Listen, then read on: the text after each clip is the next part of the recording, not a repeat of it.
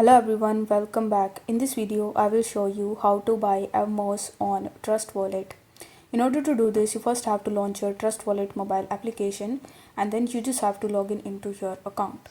Now once you are successfully logged in and once you are on the home page of Trust Wallet, unfortunately you will not be able to find Evmos over here.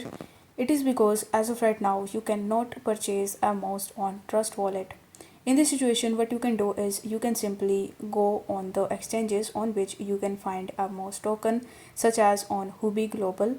So you will have to launch your web browser and in the search bar you will have to search for htx.com, or you can even download htx mobile application in your device. Once done, you will have to tap on markets and in the markets you need to search for Evmos token. Now once you have found Evmos, you simply need to tap on it.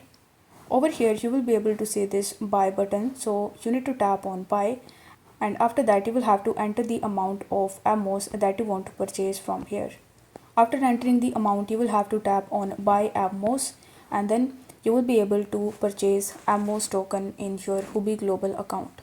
Now if you want to send it on Trust Wallet, then you will have to tap on assets in the bottom right hand corner of the screen, and here you will be able to see all of the coins that you have.